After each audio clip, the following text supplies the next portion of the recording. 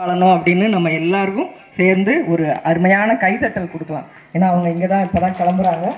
இங்கே ஒரு நல்ல ஒரு சூழ்நிலை, தெய்வீக சூழ்நிலை அவங்க இங்கே ஏற்படுத்தினாங்க. அதற்கு நம்ம நன்றியை தெரிவிச்சுக்குவோம். இந்த மேடையில் இப்போ நம்ம எனக்கு ஒரு சின்ன ஒரு இடம் கொடுத்து இங்கு அமர வைத்திருக்கும் நம்முடைய பேராசான், இந்த சபையின் எங்களுக்கும் இறைமகா பேராற்றல்கள் அனைத்திற்கும் நம்முடைய வணக்கத்தையும் நன்றியையும் தெரிவித்துக் கொள்கிறேன். இப்போ இன்னைக்கு சபையை பற்றி கொஞ்சம் சொல்லணும் அப்படின்னு சொல்லியிருக்காங்க. இதில் என்ன அப்படின்னா, சபையை பற்றி இங்கே வந்திருக்கக்கூடிய உயர் சீடர்கள் எல்லாருமே முதன்மை சீடர்கள்னு அகத்தியர் அறிவிச்சிருக்காங்க. ரொம்ப உணர்ந்த சீடர்கள், அனுபவத்தில் உயர்ந்த ஞானம் பெற்ற சீடர்கள் அனைவருமே இங்கு அமர்ந்திருக்கிறீர்கள். உங்கள் திருப்பாதங்களை தொட்டு வணங்கி இந்த சபை பற்றிய என்னுடைய ஒரு சின்ன புரிதலை இங்கே நம்ம பகிர்ந்துக்கலாம் அப்படின்னு சொல்லி தான் இங்கே நான் இருக்கிறேன். இது எப்படி நான் எடுத்துக்கிறேன் அப்படின்னா, எனக்கு நிறையா புரிஞ்சிருச்சா அப்படி நீங்கள் நினைக்க வேண்டாம்.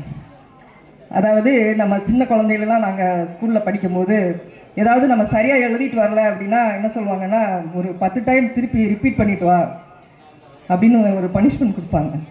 ஏன்னா அப்போயாவது உனக்கு வருதான்னு பார்ப்போம் அப்படின்ட்டு. இதை நான் அப்படி தான் எடுத்துக்கிறேன். அப்படி தான் எடுத்துக்கிட்டு என்னுடைய பகிர்தலை நான் இங்கே சொல்கிறேனே தவிர்த்து வேறு எதுவும் இல்லைங்கிறத முதல்ல நான் பதிவு பண்ணிக்கிறேன்.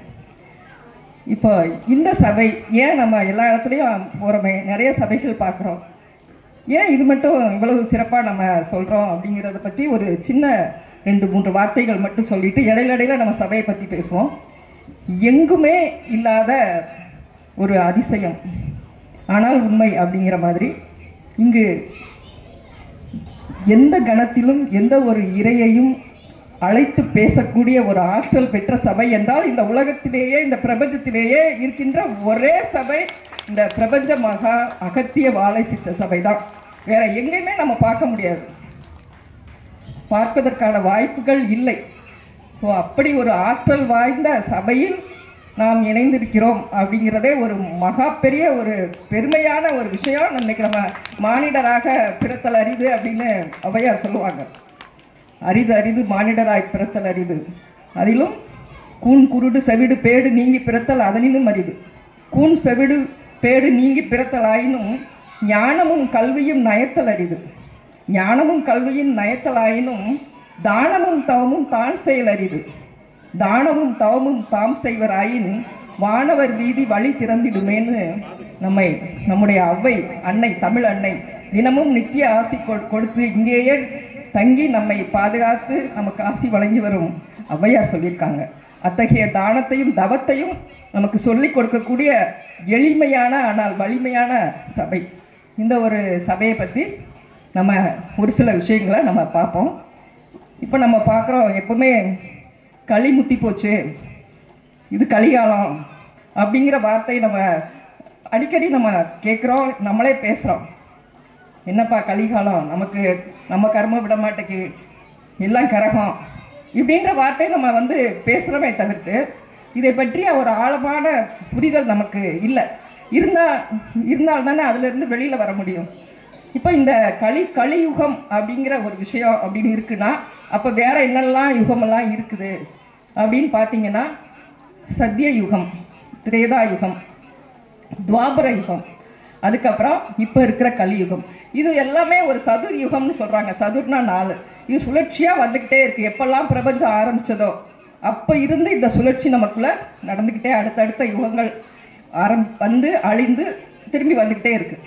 இதில் எப்படி என்ன புரிஞ்சுக்கணும் அப்படின்னா, இப்போ இந்த சத்திய யுகம் அல்லது கிருத யுகம் அப்படின்னா அந்த காலத்தில், அதாவது அந்த நேரத்தில், அந்த யுகத்தில் வாழ்ந்தவங்கெல்லாம் இங்கே இருக்காங்க, இன்னும் இருக்காங்க, நம்மளை பார்த்துட்டு தான் இருக்காங்க.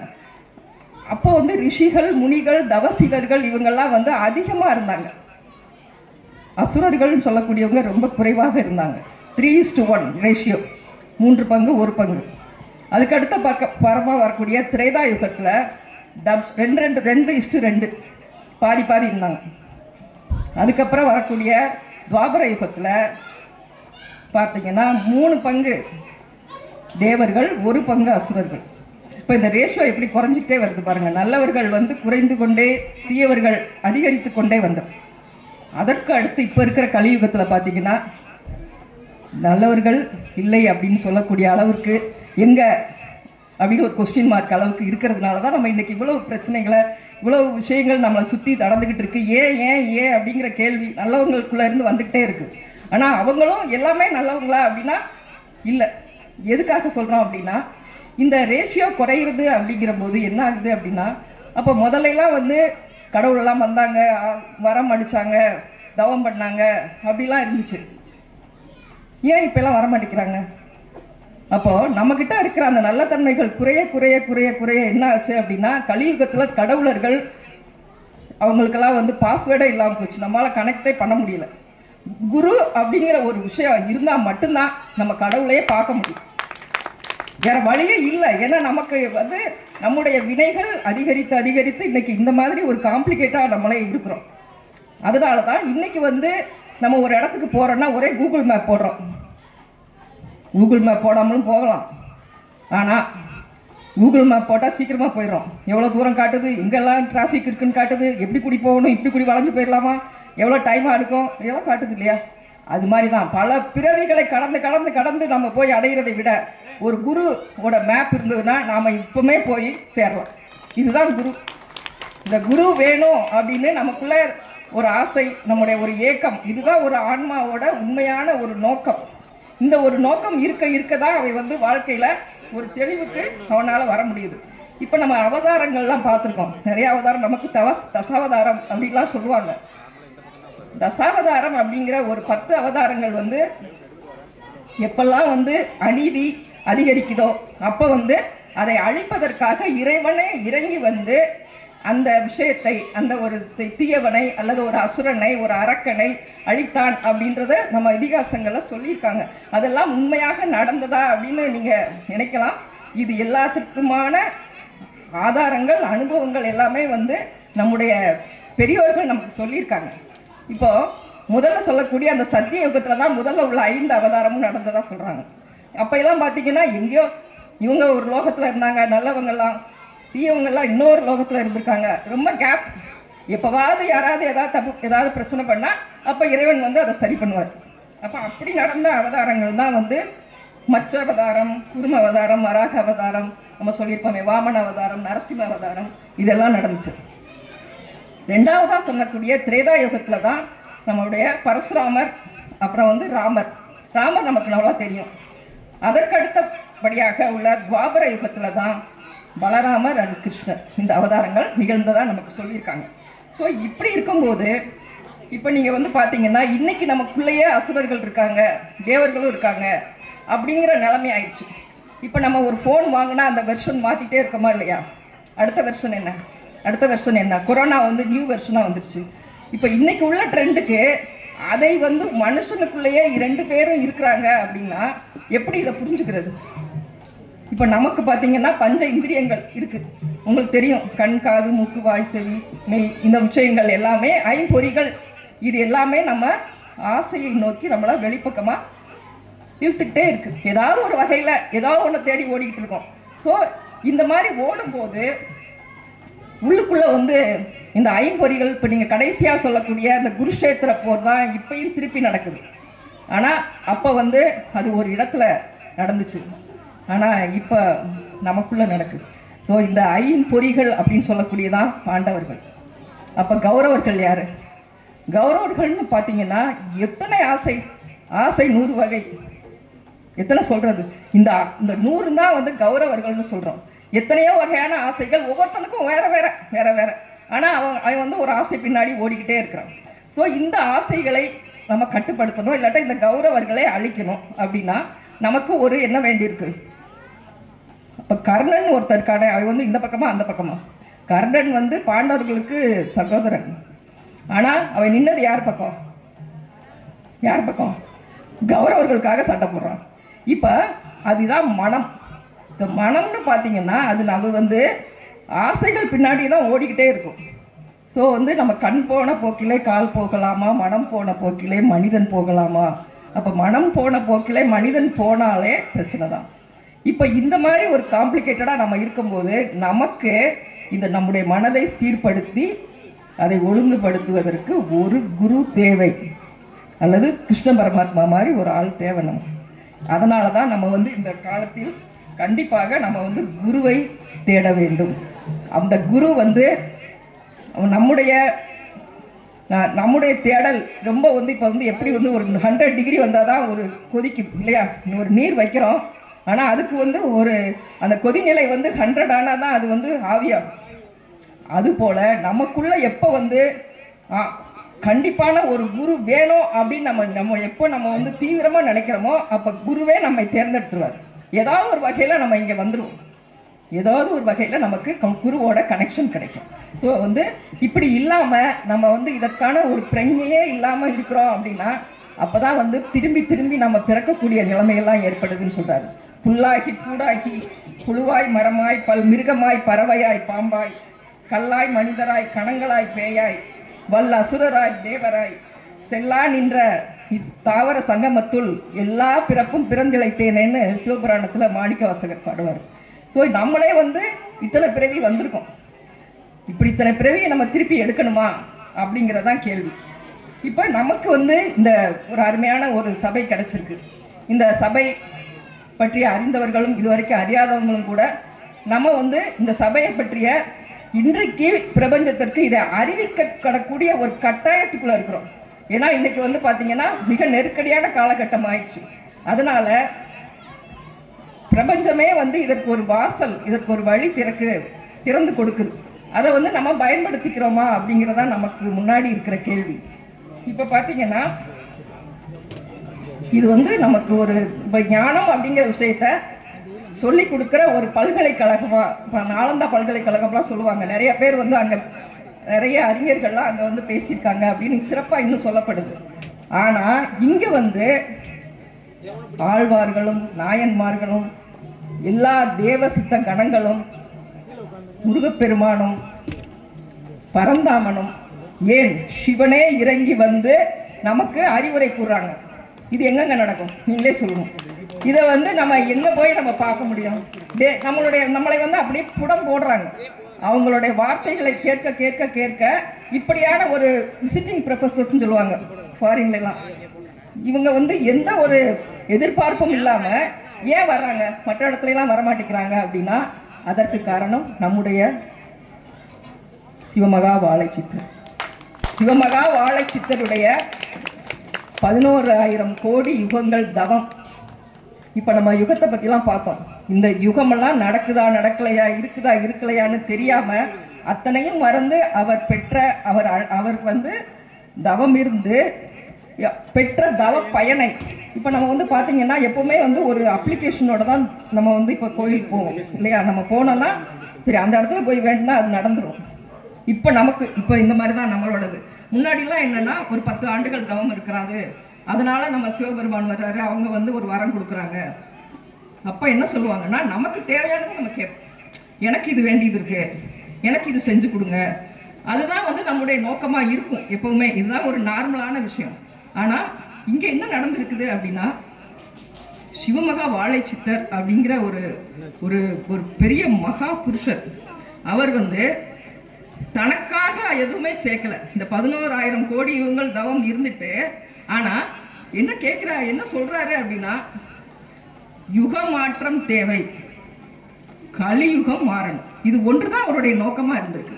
இப்ப இந்த மாதிரி ஒரு நோக்கத்தோட யாருக்காக, நமக்காக இல்ல, அவ்வளவு வருஷம் இருந்துட்டு ஆனா நமக்காக கேட்கல. அதனால மட்டும்தான் அவருடைய பேரன்புக்கும் பெருங்கருணைக்கும் இறையே இறங்கி வந்து இந்த சபையை அமைச்சிருக்கு. இல்லைன்னா வந்து இது நமக்கு வாய்ப்பே கிடையாது. ஸோ இந்த நேரத்தில் நம்ம அவருடைய பொற்பாதங்களை தொட்டு வணங்கி நம்மளுடைய நன்றியை தெரிவிக்கிறதை தவிர வேற ஒன்றுமே இல்லை. வேறு எதற்குமே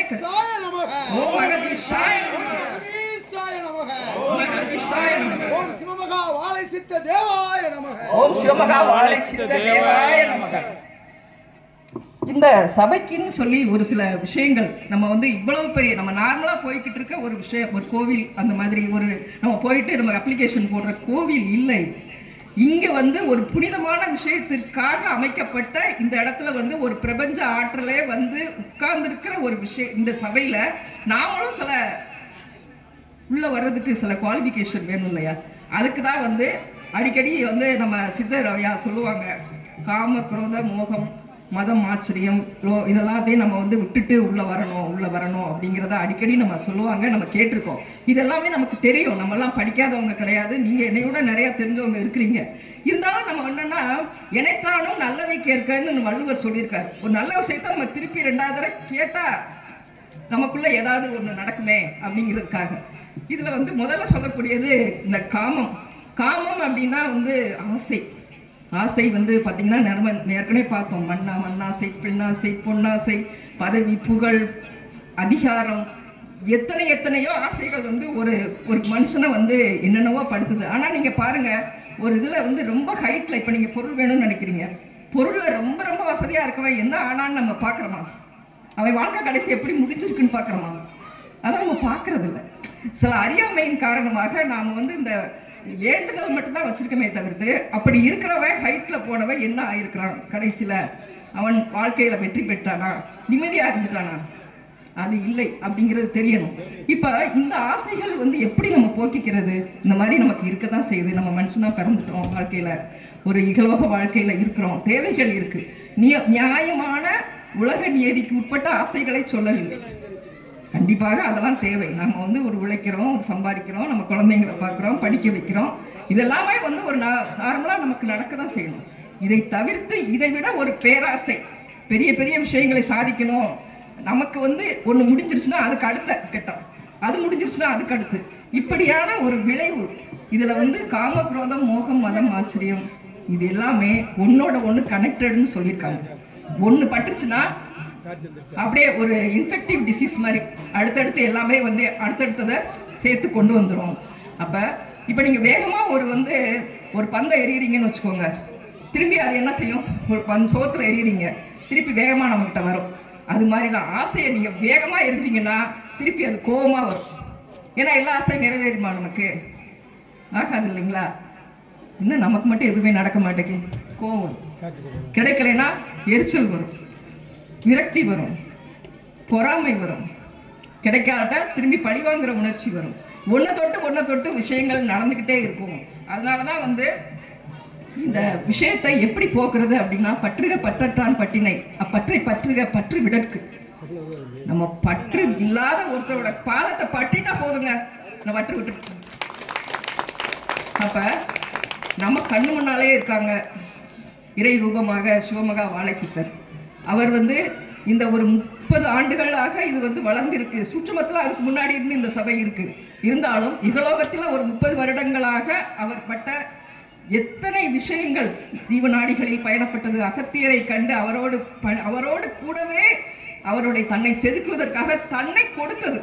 முழுக்க முழுக்க பற்று இல்லாமல் இகலோக வாழ்க்கையில் ஒரு திருமணம் புரிந்து குழந்தைகளோடு வாழ்கின்ற ஒருத்தர் அத்தனையும் விட்டுவிட்டு பற்றே இல்லாமல் இருந்ததை நம்ம நேரடியா பார்க்க முடியுது. எத்தனை அவமானங்கள், எதிர்ப்புகள், எத்தனை விஷயங்கள் அவர் வாழ்க்கையில நடந்திருக்கணும்.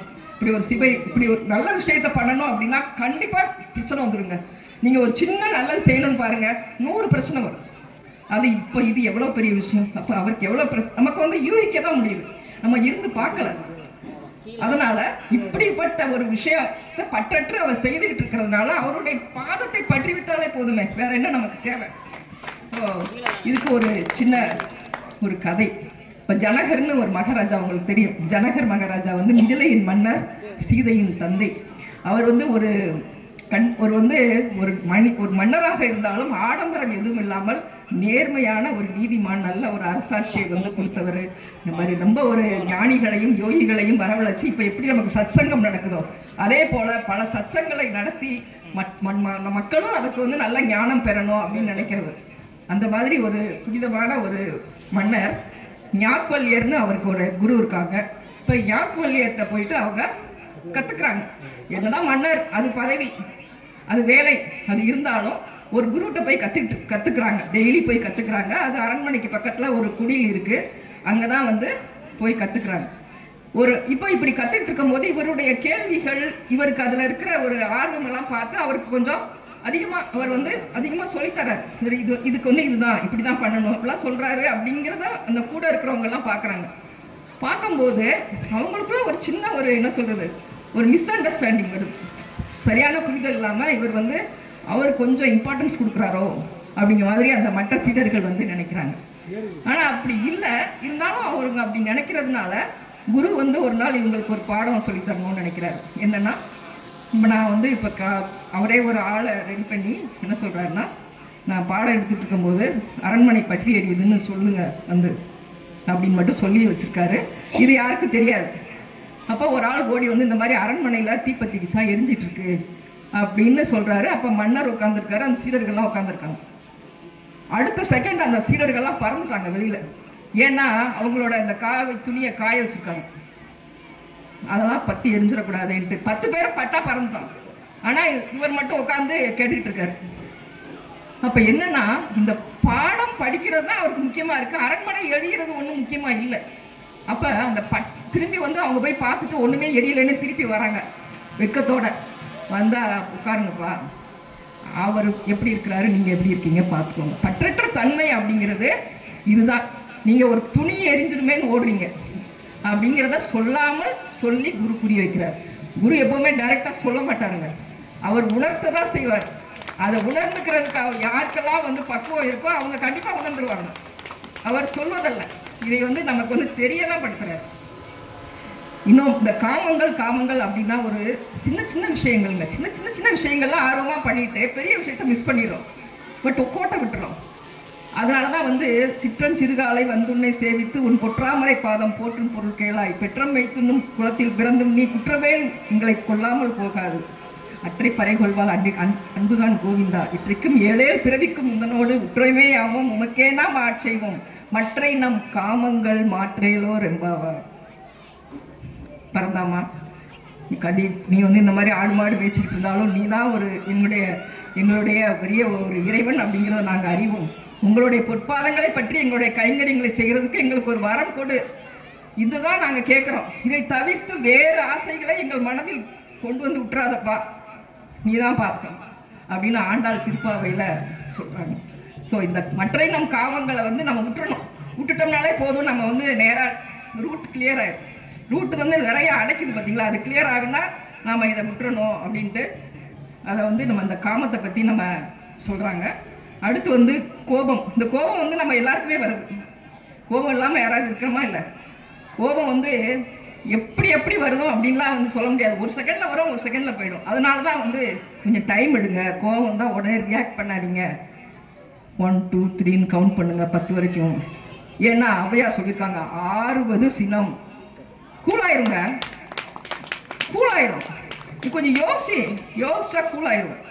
இதுதான் அம்மா வந்து அவருடைய பாடல் எல்லாமே எனக்கு ரொம்ப பிடிக்கும். ஔவையாருடைய பாடல் எல்லாமே ரொம்ப காமெடியா, நகைச்சுவையா, அதை வந்து ஒரு வெளிப்படையா அதை வந்து சொல்ல மாட்டாங்க.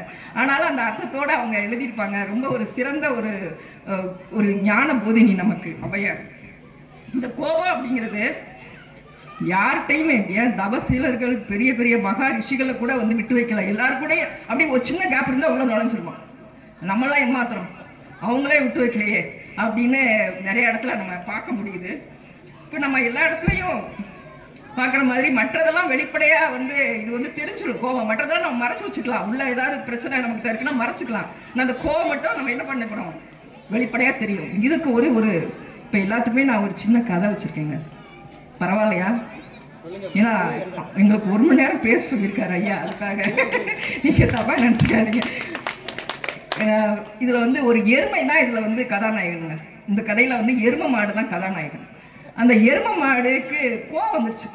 கோபம் வந்தா மகா கோபம், கடும் கோபம். இது எங்க போய் நிக்குது அப்படின்னா கைலாயத்துல போய் நிக்குது.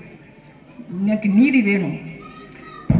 என்ன பிரச்சனை அப்படின்னா, அங்க நந்தி தேவர்கள், இந்த சிவகணங்கள்லாம் உட்காந்துருக்காங்க, ஐயா உட்காந்துருக்காங்க, சிவபெருமான். அங்க வந்து எனக்கு நீதி வேணும் சிவபெருமானே, என்ன எப்ப பாரு இந்த மனுஷங்க எப்பவாவது வேலை செய்யாம மந்தமா இருக்காங்கன்னா, ஏன்டா எருமை மாடு மாதிரி நிக்க, ஏன்டா சேத்துல போய் புரண்டுகிட்டு இருக்க எருமை மாடு மாதிரி, உனக்கு அறிவு இல்லையாடா, நீ என்ன எருமை மாடாடா, சூடு இல்லையாடா எருமை மாடாடா, இப்படியெல்லாம் கேட்குறாங்க ஐயா.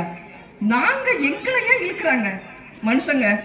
எனக்கு இதுல வந்து பெரிய கோபம் வருது அப்படின்னு சொல்றாரு. சோவர்மான் சிரிக்கிறார், மனசுக்குள்ள சிரிக்கிறார். ஏன்னா அவர் வந்து சீரியஸா பேசிட்டு இருக்கும்போது சிரிக்க கூடாது இல்லையா. என்ன சொல்றாரு, கொஞ்சம் கேளுப்பா, என்னையும் என்ன சொல்றாங்கன்னா சுடுகாட்டுல திரிகிறவன், இந்த கபாலங்கள்லாம் கழுத்துல போட்டுக்கிறவன், இந்த சாம்பலெல்லாம் அள்ளி பூசிக்கிட்டு திரிகிறான், பெணங்களோட சாம்பலெல்லாம் அள்ளின்னு சொல்றாங்கப்பா. ஐயா அவங்க உங்க பெருமை தெரியாதவங்க, விடுங்கய்யா அதெல்லாம் விடுங்கய்யா. எனக்கு பதில் சொல்லுங்கய்யா. இந்த பசுமாடு எனக்கு என்ன, அதுவும் வெள்ளையா தான் பால் கொடுக்கு, நானும் வெள்ளையா தான் பால் கொடுக்கேன். அதை மட்டும் பூசி மொழிகி அதோட கோமியத்தை கொண்டு போய் தெளிச்சு வச்சு அது அம்மா அப்படின்னு சொல்றாங்களே ஒழிய எங்களை வீட்டுக்குள்ள விட மாட்டேங்கிறாங்க. அதனால எனக்கு தெரியாது, நீங்க ஒரு சட்டம் போட்டே தீரணும், இன்னைக்கு எங்களுக்கு நியாயம் கிடைக்கும், என்னோட கோபத்தை வந்து நீங்க புரிஞ்சுக்கணும் அப்படின்ட்டாரு.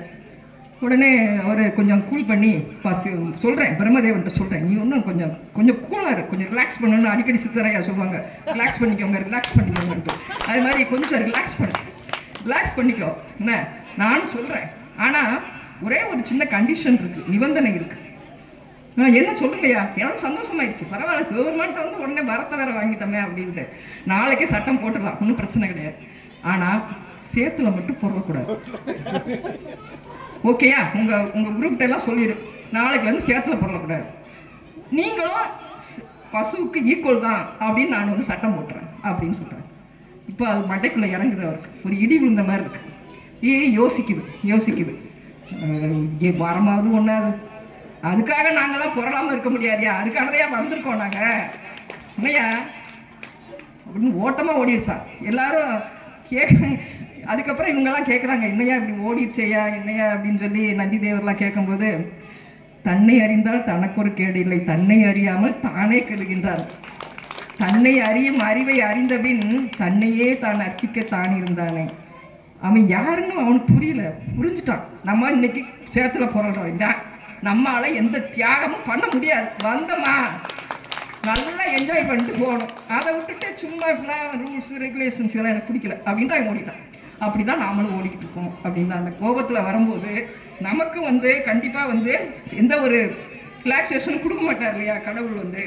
ஸோ இப்போ வந்து ஒரு நீங்களே வந்து ஒரு சயின்டிஃபிக்கலாகவும் பாருங்களேன், இந்த 6 விஷயம் நமக்குள்ள இருக்குது அப்படின்னா, இப்போ கோவம் வருது அப்படின்னாலே பிபி கூடிரும், பல்ஸ் ரேட் அதிகரிக்கும், படபடன்னு வரும், கண்ணெல்லாம் சிவக்கும், நம்மளுடைய பயோகெமிக்கல் இதெல்லாம் எடுத்து பார்த்தீங்கன்னா வேற ரேஞ்சில் இருக்கும்.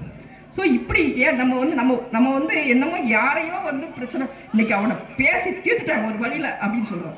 ஆனா நம்ம தன்னைத்தான் கொல்லும் சினம் அப்படின்னு சொல்றது நமக்கு தெரியல, நம்ம தான் அதை வந்து நம்மளையே கொண்டுக்கிடுறோம் அப்படிங்கிறது நமக்கு தெரியாம நம்ம பண்ணிக்கிட்டு இருக்கோம். இந்த மாதிரி நம்ம சயின்டிஃபிக்கா பார்த்தாலும் சரி, நம்ம விஷயங்கள் எல்லாமே வந்து பஞ்சபூதத்துல அடிப்படையில இருக்குது. இப்ப நம்ம ஒரு உள்மூச்சை எடுத்து வெளிமூச்சை விடும்போது நிறைய வந்து நமக்குள்ள பஞ்சபூதத்துல சேஞ்சஸ் நடந்துகிட்டே இருக்கு.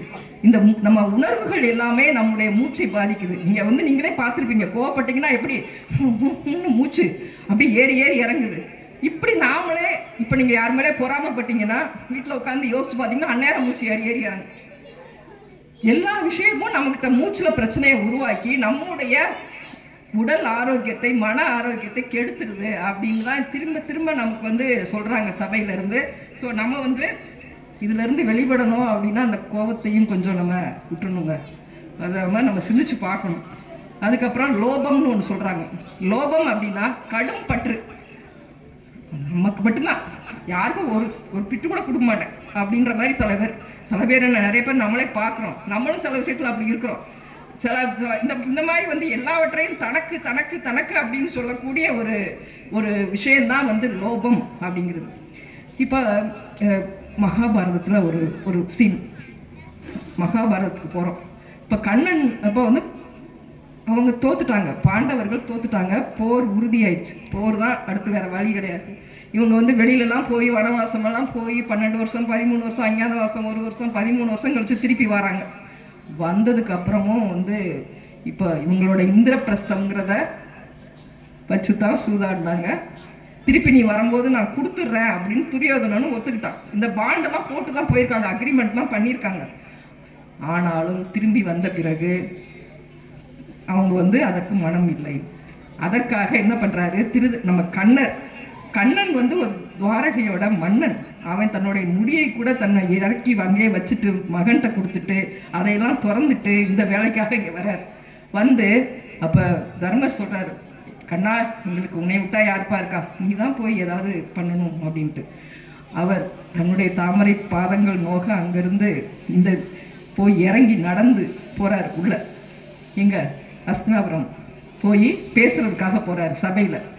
சபையில் போய் சொல்கிறார், நீ வந்து யோசிச்சு பாரு, எல்லாம் ரொம்ப பொறுமையாக சொல்கிறாரு. இப்போ நீங்கள் ஏதோ போர்னா உடனே நடந்துருச்சு அப்படின்னு நம்ம நினைக்க வேண்டாம். அதை வந்து எப்படியெல்லாம் தவிர்க்கணும் அப்படின்னு எல்லாருமே யோசிச்சிருக்காங்க. தர்மர் முதல்ல என்ன சொல்லியிருக்காரு, போரே வேண்டாம், ரெண்டு பக்கமும் இழப்புகள், எல்லாமே அண்ணன் தம்பி பிள்ளைங்க. ஸோ நம்ம பெரியப்பா சித்தப்பா பிள்ளைங்கள நம்மளே கொள்றதா வேண்டாம் அப்படின்லாம் சொல்லி தான். ஆனாலும் வேற வழி இல்லை, கண்ணன் போய் நம்ம வந்து சமாதானம் பண்ணலான்னு பார்த்தா எல்லாரும் ஒத்துக்கிட்டாங்க. எல்லாரும் யுதிஷ்டர் ஒத்துக்கிட்டாரு, துரோணாச்சாரியார் ஒத்துக்கிட்டாரு, திருதராஷ்டிரன் வேண்டான்னு அழுகிறாரு. ஆனாலும் துரியோதனனுக்கு அந்த எண்ணம் இல்லை. ஒரு குண்டுமணி நிலம் கூட என்னால் தர இயலாது, தர முடியாது, அது எனக்குத்தான் சொந்தம் அப்படின்னு சொன்னதுனால தான் அந்த போர் ஸ்டார்ட் ஆச்சு. அப்போ லோபம் அப்படிங்கிற விஷயம், இந்த கடும் பற்று அப்படிங்கிற விஷயம் ஒரு பெரிய ஒரு பாரத போருக்கே வந்து வழிவகுத்திருக்கு. அப்படின்னா நம்ம வச்சுக்கலாமா, கொஞ்சம் கொஞ்சம் எடுத்து நமக்கு நமக்கு நமக்கு நமக்குன்னு வச்சுக்கலாமான்னு நம்ம கொஞ்சம் யோசிக்கணும். நம்ம வந்து எல்லாத்தையும் வந்து கொடுக்கணும் அப்படின்னு சொல்லலை. என்னென்ன முடியுதோ அதை நம்ம பிரபஞ்சத்துக்கு கொடுக்கணும். அப்பப்போ கொடுத்துக்கிட்டே இருந்தா தானே, இல்லைன்னா அதுவே எடுக்க ஆரம்பிக்கும் போது சுனாமி வந்துச்சு, கொரோனா வந்துச்சு, அதுவே எடுத்துக்குதே, அதுக்கு வேலை வைக்க வேண்டாமே. நம்ம வந்து அதை கோவப்படுத்தி அதை வேற நேராக சீனுக்கு கூட்டு வந்து பண்ணாமல் இருக்கலாமே அப்படின்ட்டு தான் இந்த சபை வந்து நமக்கு வலியுறுத்துது.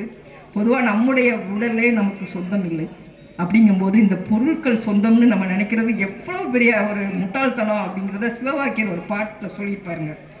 மண்கலம் கவிழ்ந்த போது வைத்து வைத்து அடுக்குவர், வெண்கலம் கவிழ்ந்த போது வேணும் என்று பேணுவர், நன்கலம் கவிழ்ந்த போது நாரும் என்று போடுவர், என் கலந்து நின்ற மாயம் என்ன மாயம் ஈசனே.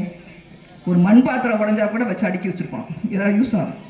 வெண்கலம் உடஞ்சா தூக்கி பத்திரப்படுத்தி வச்சிருப்போம், பழைய ரசிக்கு போடலாம். ஆனால் நம் களம் உடைந்தால் நாரும் என்று போடுவார். 4 நாளைக்கு கூட வச்சிருப்பாங்களா, அன்னைக்கே பிணம் என்று பேரிட்டு, நம்ம பேரை அழித்திட்டு பிணம் என்று பேரிட்டு சூரியனிடம் காட்டிடை கொண்டு போய் சுட்டிற்று அப்படின்னு ஒரு பாடல் இருக்கு, திருமூலருடைய பாடல். அதாவது ஆற்றினில் மூழ்கி நினைப்பு ஒளிந்தனரே, அன்னைக்கே ஒழிச்சுட்டு வந்துடுறாங்க வீட்டுக்கு. இவ்வளவுதாங்க நம்ம வாழ்க்கை. இதுவே ஒண்ணுமே இல்லைன்னா இதுல வந்து நம்ம இந்த பொருளை நம்ம வச்சுக்கணும், இந்த வீடு நமக்கு வச்சுக்கணும், இந்த பக்கத்துல இந்த நிலத்தகராறு வரப்பு தகராறு எத்தனை கேஸ் கிடக்குது கோர்ட்ல, அதை வச்சு அந்த வக்கீலே பழச்சிட்டு இருக்காங்க. ஃபுல்லாவே அந்த ஒரு பெரிய ஜென்ரேஷனுக்கு நம்ம ஒரு சின்ன ஒரு பிட்டப் அண்ணனுக்கு கொடுக்க மாட்டேன், இல்லைன்னா தம்பி கொடுக்க மாட்டேன்னு சொல்லி லாயர் கொடுத்துக்கிட்டே இருப்பான், லைஃப் லாங்கா கொடுத்துட்டு இருக்கோம். நடக்குதா இல்லையா? இந்த லோபம் அப்படிங்கிற விஷயம்தான் இந்த ஒரு நமக்கு இவ்வளவு ஒரு அழிவை கொடுக்குது அப்படின்னு சொல்றாங்க. இதுல பாத்தீங்கன்னா அடுத்து மோகம். மோகம் அப்படின்னா இதோட அடுத்த வருஷம் தாங்க பற்று அப்படிங்கிறது. மோகம் அப்படின்னா என்ன அப்படின்னா தீராத ஒரு பிணைப்பு. இப்போ அது வந்து உயிரோட பொருளாக இருக்கலாம், இல்லாட்டா உயிரற்ற பொருளோட இருக்கலாம். ஏதோ ஒன்னோட அதுக்குள்ளே போயிட்டா திருப்பி நோ ரிட்டர்ன், அதுக்குள்ளே போயிடுவாங்க.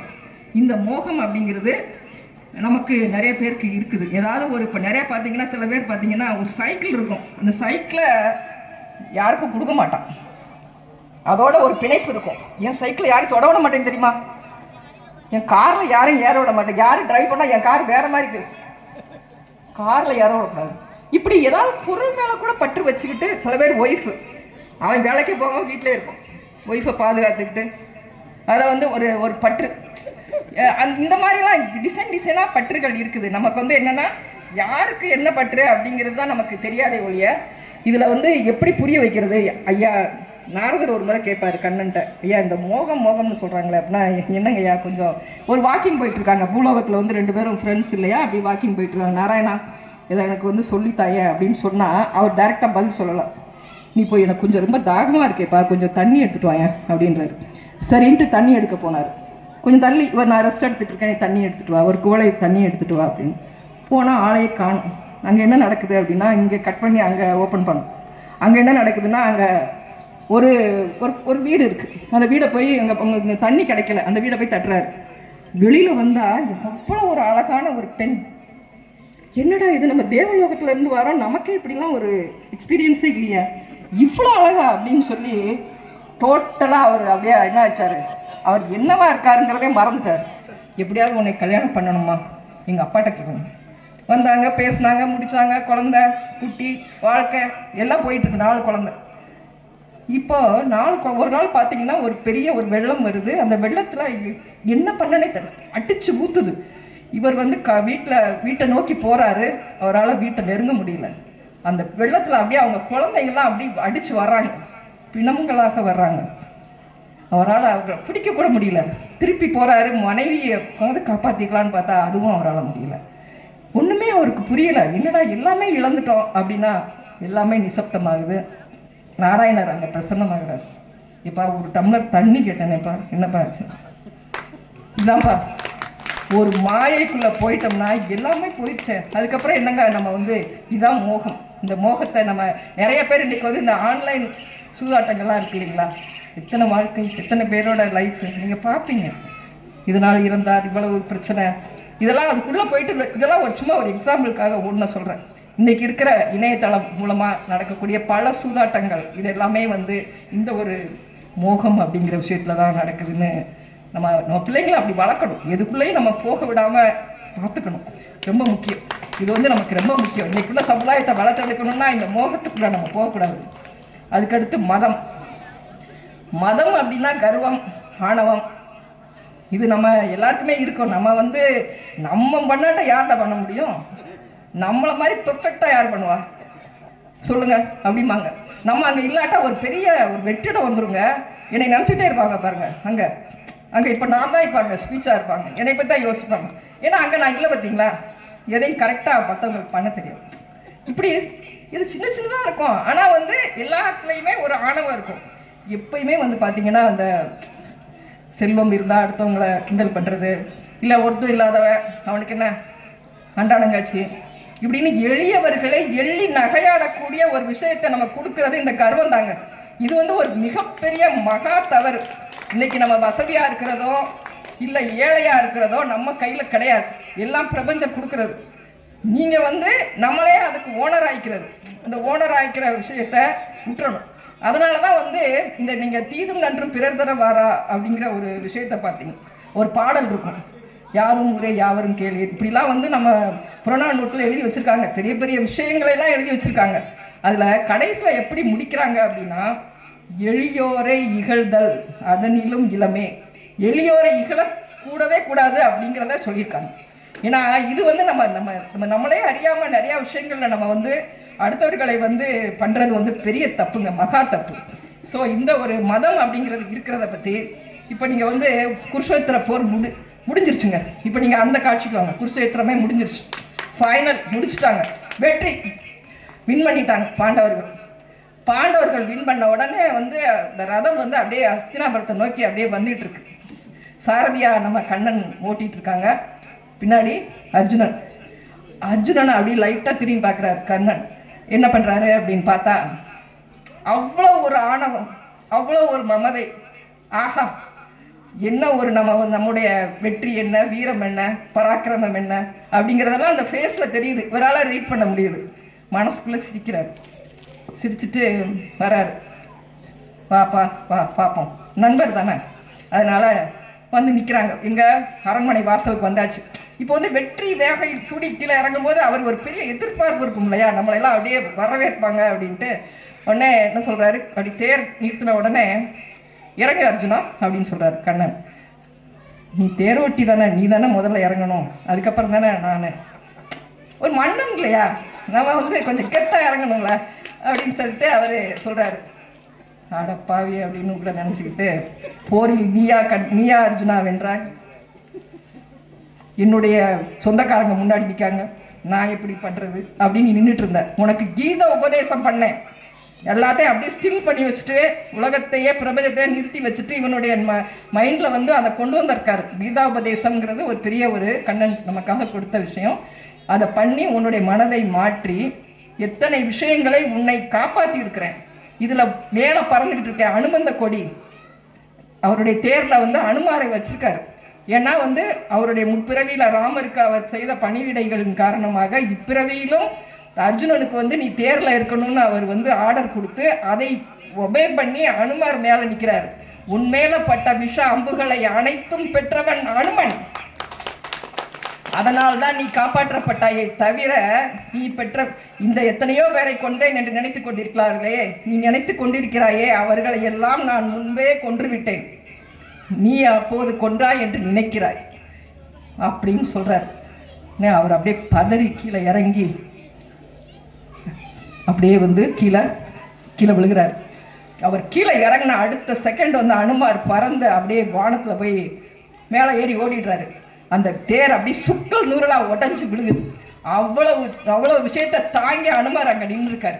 அதனாலதான் அவர் வந்து ஜாலியா நம்ம வின் பண்ணிட்டோம் அப்படின்னு வந்துகிட்டு இருந்திருக்காரு. ஸோ இந்த கர்வம் அப்படிங்கிறது நமக்கு அழிவைத்தான் கொடுக்கும். நம்ம கூட இருக்கிறவங்க எவ்வளவோ பேர் ஹெல்ப் பண்ணியிருப்பாங்க, நம்ம வந்து ஒவ்வொரு ஏணியா வந்து நம்மளை ஏற்றி விட்டுருப்பாங்க, அதெல்லாம் நன்றியெல்லாம் மறக்க செஞ்சு விடும். இந்த கர்வம் வந்துருச்சுன்னா நமக்கு யார் மேலேயும் ஒரு நன்றியே இருக்காது. என்னடா இப்படி இருக்கா அப்படின்னு நினைக்கிறாங்கன்னா நம்ம கர்வம் கண்ணை மறைக்குது அப்படின்னு அர்த்தம். அற்பனுக்கு வாழ்வு வந்தா அர்த்தராத்திலையும் கூட பிடிப்பான் அப்படிங்கிற மாதிரி எங்கேயோ நடந்துகிட்டு இருப்போம். இனிமே வந்து பிச்சுமணியை கான்டாக்ட் பண்ணோன்னா www பிச்சுமணி அப்படின்னு காலை அடுத்தவன் தோல் மேல போட்டு போய்கிட்டு இருக்கும். இதுதான் கர்வம். இந்த கர்வம் இருந்த ரொம்ப கஷ்டங்க. ஸோ நம்ம அதையும் நம்ம பார்க்கணும். பொதுவாக வந்து பெரிய பெரிய விஷயத்துல தான் கர்வம் இருக்குன்னு இல்லை. ஒரு சின்ன விஷயம், இது வந்து நடந்த விஷயம்.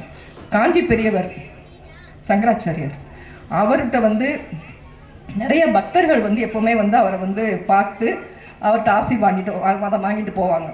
அப்படி பண்ணிட்டு இருக்கும்போது ரெகுலரா ஒரு பணக்காரர் தானே அங்க நிறைய இருப்பாங்க. வந்து நான் வந்து அதுல நல்லா வந்துடணும், இந்த பிசினஸ் சரியாயிடணும்னு வருவாங்க. இப்படி வரக்கூடிய ஒரு பணக்காரர் என்ன பண்ணுவாருன்னா எப்பவுமே ஒரு பழக்கூடை, பெரிய ஒரு பழக்கூடை கொண்டு வருவாங்க. அந்த பழக்கூடையில ஒரு 10 வகையான பழங்கள் இருக்கும்.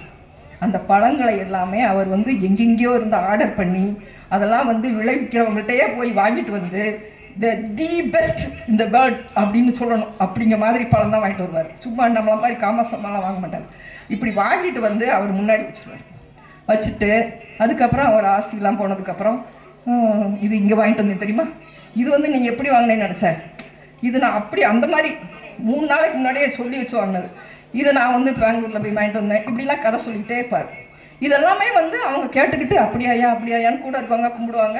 இப்படி நடந்துக்கிட்டே இருக்கும்.